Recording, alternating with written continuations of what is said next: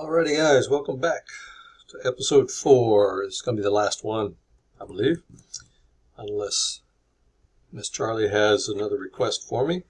And we are going to talk about what people commonly call the Texshare databases. And what that is, it's basically a state library program where they accumulate databases from two companies,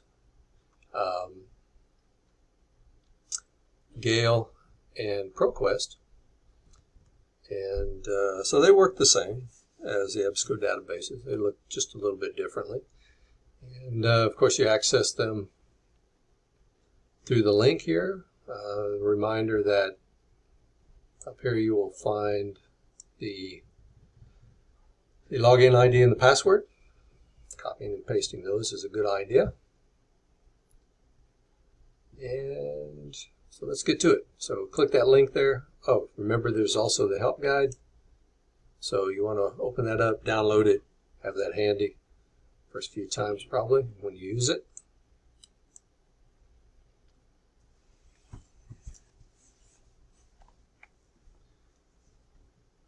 So they have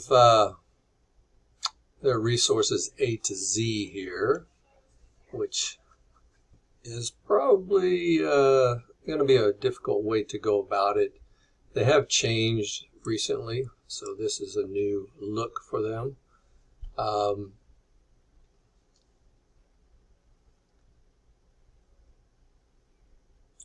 What we're going to do is do a quick search for the opposing viewpoints database. So that's a nice little touch there.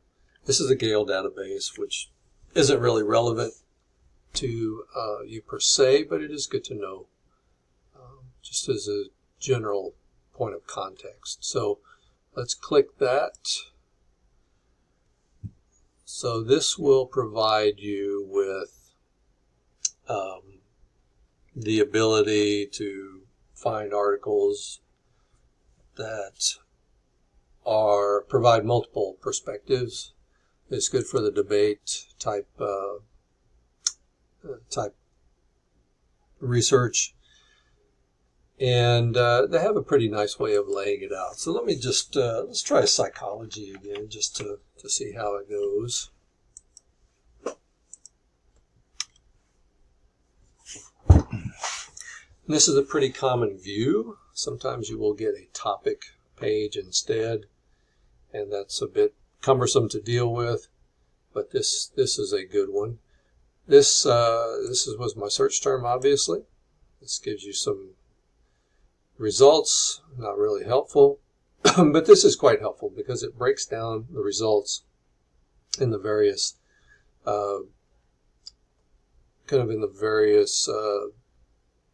ways that they have it organized, right? So your academic journals are going to be your peer-reviewed scholarly journals. Those will qualify for that particular requirement. But you also have some interesting things. You have, let's see if they have one here. No, they don't. Well, they have statistics, so that's good. They also have infographics on some, and those are handy things that you can paste into your work, and they will also have citations for those. So that's a very nice way to dress up your paper, and I would encourage you to use it. Now, obviously, psychology is a very general search. Like databases from EBSCO and from Credo, there are ways to refine or filter your results, because 12,000 is a lot. We would probably want to get this number down, especially for your particular circumstance. But for this kind of training idea, this is fine.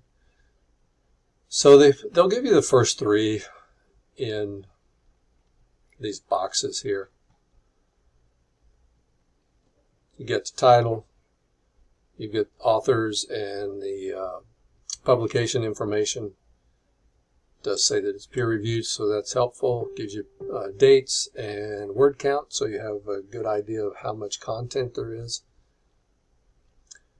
And this content level and the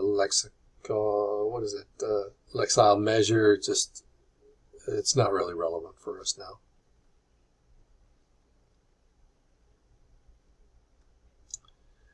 So let's say this first one looks promising.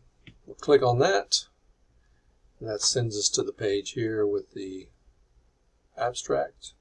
That's your summary, and that will help you determine whether you want to dive deeper into it. Generally, you'll have the article here, scrolling all the way down. I don't want to necessarily read it, but citation will be at the bottom. So if you think you're going to possibly use it, grab the citation. Download it, just like the others, and get your citation, just like the other databases, okay? Get that immediately. Now, a couple of ways we can, well, let's do the statistics one. That can be helpful. And they're not always going to be useful, like this one.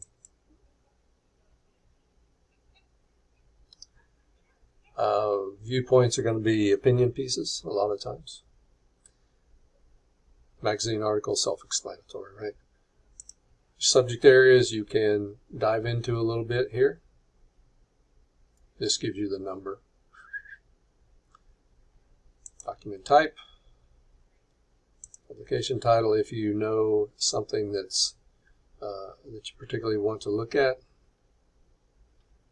Those can be helpful in reducing the numbers, as well as adding another search term.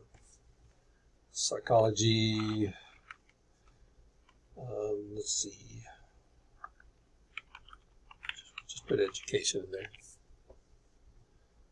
So you see these numbers come down significantly, right? And this is pretty self-explanatory. So the other databases through Texshare are going to work basically the same. So ProQuest and ENGL are two different companies, so their look and feel will be a little bit different, but they will work the same way. They'll have all the same kind of options or capabilities, and will provide you useful information. The difficult thing about having so many options, of course, is that you have so many options, and it can be difficult and time-consuming to kind of decide on where you need to go. But once you do that, the process will go pretty quickly. So I encourage you to make use of the resources that you have here at the library. I'm always available for help to show you different ways, or maybe help get you through a difficult spot.